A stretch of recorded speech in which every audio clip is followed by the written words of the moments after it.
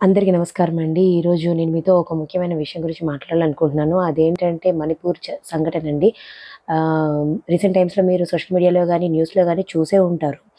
ఇద్దరు మహిళల్ని ఆహ్, నిర్వస్త్రాలను చేసి కొంతమంది మగవాళ్ళు రోడ్డు మీద ఊరేగించుకుంటూ తీసుకెళ్ళి వాళ్ళ మీద వారి ఇద్దరిలో ఒకరి మీద సామూహిక అత్యాచారం చేయడం అనే వీడియో వైరల్ అయ్యింది. అసలు ఇది ఎవరు చేశారు?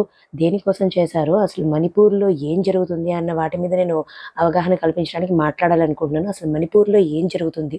మణిపూర్‌లో ఎకనామికల్‌గా స్ట్రాంగర్‌గా ఉన్న మేజర్ కమ్యూనిటీ అయిన నాన్ ట్రైబల్ కమ్యూనిటీ మేతీస్ వాళ్ళు వాళ్ళ ఎస్టీ రిజర్వేషన్ కోసం పోరాడుతూ ట్రైబల్స్ అయిన నాగాస్, కుకీస్ వాళ్ళ మీద అఘాయిత్యాలకి పాల్పడుతున్నారు అనడంలో ఈ ఇన్సిడెంట్ ఒక పరాకాష్ట అని చెప్పొచ్చు.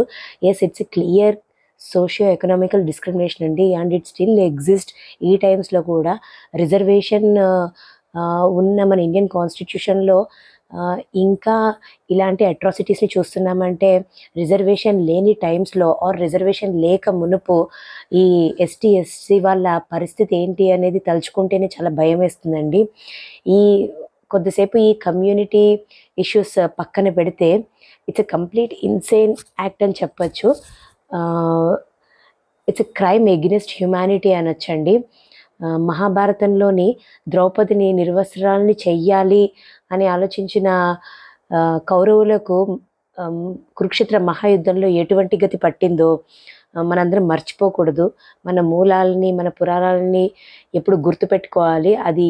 దాన్ని ఆచరిస్తూనే మనం మనుగడ ఉండాలండి ఖచ్చితంగాను. అండ్ ఇక్కడ చట్టంది ఖచ్చితంగా ఫాల్ట్ ఉందండి. పోలీస్ వాళ్ళ కళ్ళ ముందే ప్రతిదీ జరుగుతున్నా కానీ వాళ్ళు ఏం చెయ్యలేని నిస్సహాయ స్థితికి వెళ్ళిపోయారు. అండ్ ఇంత జరుగుతుంటే ఇంటర్నేషనల్ మీడియా ఈ ఇన్సిడెంట్ మీద ఫోకస్ చేస్తుంటే మన ఇండియన్ మీడియా అసలు టీఆర్పీ కోసం దేని వెనకాల తిరుగుతుందనేది వాళ్ళకే తెలియాలండి.